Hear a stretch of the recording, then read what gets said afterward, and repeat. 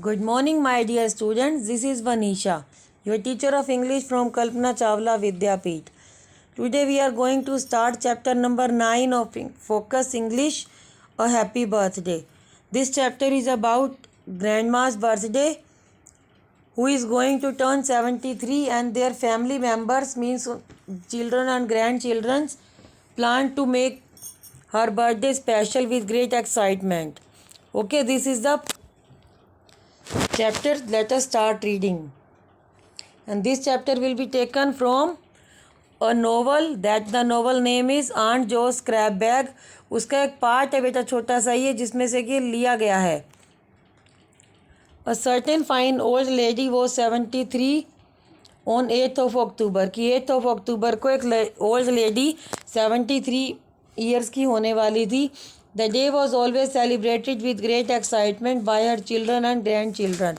कि ये डे उनके चिल्ड्रन और ग्रैंड चिल्ड्रन के द्वारा काफ़ी एक्साइटमेंट के साथ सेलिब्रेट किया जा रहा था. This year they felt that something unusually interesting and festive should be done.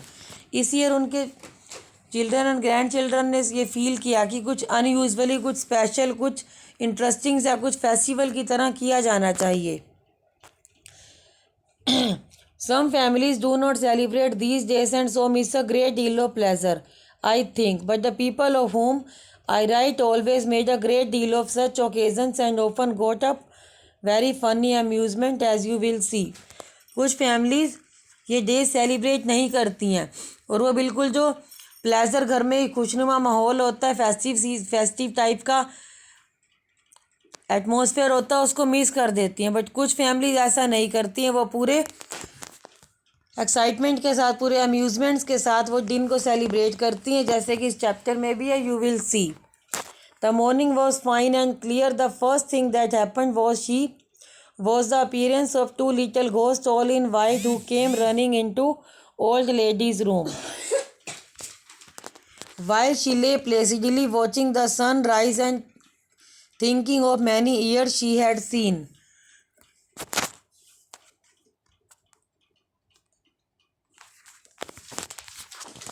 The morning की मॉर्निंग बिल्कुल फाइन एंड क्लियर थी.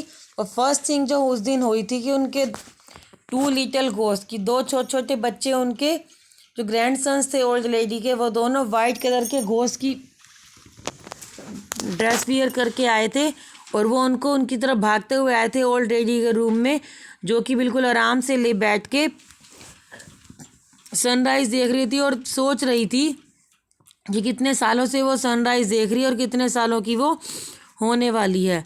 अ happy birthday grandma, cried the little ghost running to kiss the smiling old face in a ruffled night cap. कि दोनों बच्चे grand माँ के पास आते हैं, उनको किस करते हैं और उनको बर्थडे विश करते हैं. और उनको जो उनकी दादी ग्रैंड माँ है, उन्होंने रफल्ड नाइट कैप भी वियर कर रखी थी.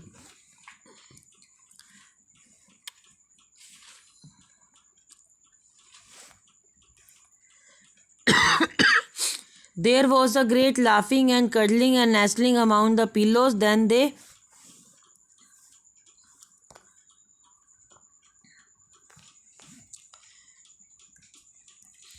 There was great laughing and cuddling and nestling among the pillows. Then they calmed down and two round rosy faces appeared. कि उस टाइम पे क्या हो रहा था, वहाँ पे वो कडल कर रहे थे, मतलब अपनी ग्रैंड माँ को हक कर रहे थे, काफ़ी हंस रहे थे, बिल्कुल नेस्ट की तरह उनकी गोदी में बैठे थे और बिल्कुल काम डाउन थे. उनके दोनों तरफ वो बैठ गए थे और उनके जो रेड फेस था, रोज़ी फेस था, उसको देख रहे थे. और listening attentively to the stories grandma told them till it was time to dress.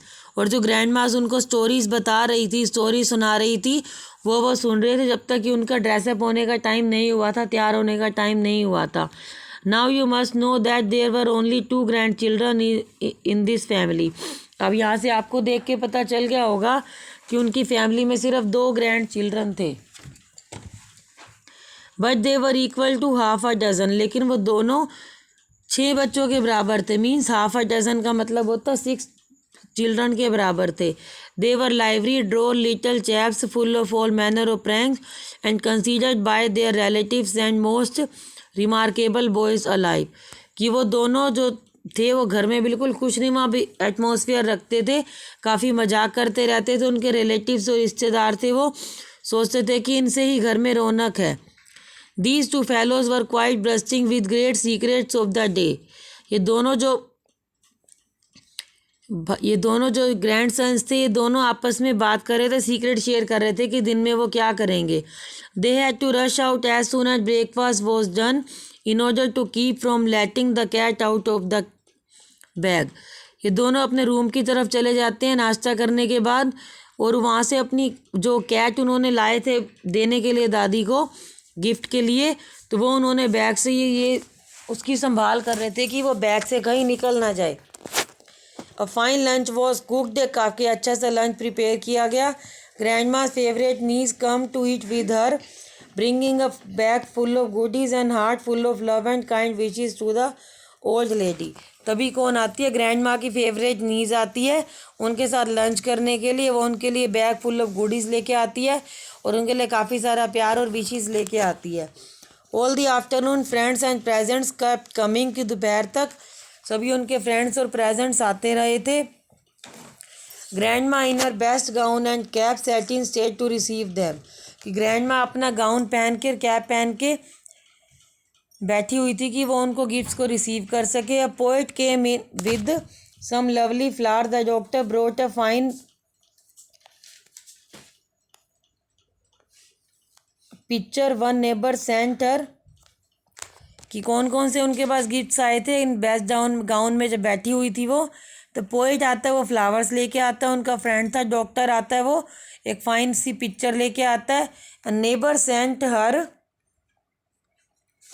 a bucket of grapes, another took her on a drive, and some poor children whom grandma had clothed and helped sent her some nuts they had picked themselves, while their grateful mother Mrs. Hosey brought a bottle of cream and a dozen eggs। और उनके एक friend ने उनके लिए basket of grapes भेजे थे, दूसरा उनको ड्राइव पे लेके गया था। और कुछ पुअर चिल्ड्रन जिनकी कभी ग्रैंड माँ ने हेल्प की थी, उनको कपड़े दिए थे, वो ग्रैंड माँ के लिए नट्स भेजते हैं जो कि उन्होंने खुद से इकट्ठे किए थे। और उनकी मदर भी उनके साथ आती है जिनका नेम था मिसिज होजी। वो उनके लिए क्या लेके आती हैं? बोतल of cream and dozen eggs, वो उनके लिए लेके आती हैं। It was very pleasant, and the bright autumn day was harvested time for old lady who had sowed love and charity with no thought of any reward। कि ये वो सुहावना दिन था ऑटम डे का जब ओल्ड लेडी ने किसी को प्यार दिया था, मतलब पुअर्स की हेल्प की थी, चैरिटी की थी, बिना किसी रिवॉर्ड की विचार में। मतलब वो ये नहीं सोचती कि उनको इसके बदले में कोई रिवॉर्ड मिलेगा, उन्होंने बिना निस्वार्थ भाव से उनकी हेल्प की थी। The tea table was ornamented with the splendid cake, white as snow outside but rich and plummy inside. एक टी टेबल उनकी सजाई गई थी, ornamented means decorated, with the splendid cake से सजाया गया था उसको, जो ऐसे लग रहा था कि बाहर से तो स्नो की तरह वाइट है बट अंदर से वो रिच और प्लमी है। Mrs trout the house keeper made and presented it, उनके घर की हाउस कीपर थी मिसिज ट्रोट, उन्होंने ये बनाया था और उनको प्रेजेंट किया था। It was so pretty that all wanted not to cut till evening, for the table was full of other good things. ये तय किया गया था कि शाम तक इसको कोई कट नहीं करेगा, इसको शाम को ही कट किया जाएगा केक को, क्योंकि टेबल पे और भी काफ़ी अच्छी चीज़ें रखी जानी थी। Grandma's tea tasted unusually nice with Mrs Hosey rich cream in it, कि ग्रैंड माँ ने अपनी टी टेस्ट की थी किसके साथ? मिसिज होजी जो क्रीम लेके आई थी, वो उन्होंने उसके साथ अपनी टी को टेस्ट किया था। She felt that she needed this refreshment to prepare for her grand surprise to come, because family gifts were not yet given, कि फैमिली के गिफ्ट अभी नहीं दिए गए थे, इसलिए ग्रैंड माँ सोच रही थी कि उनको ये रिफ़्रेशमेंट की ज़रूरत है। मतलब ये टी जो उन्होंने पी थी रिफ़्रेश होने के लिए उसकी ज़रूरत है, क्योंकि उनको पता था उनके लिए ग्रैंड सरप्राइज़ रखा गया है। The boy vanished after tea and shouts of laughter were heard from their room. Everyone was sure that they were preparing some fun in honour of the occasion.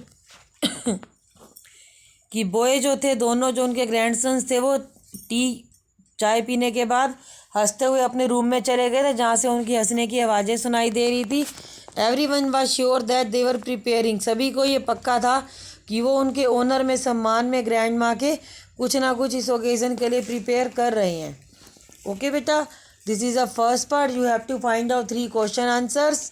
Thank you. Have a nice day. Bye bye.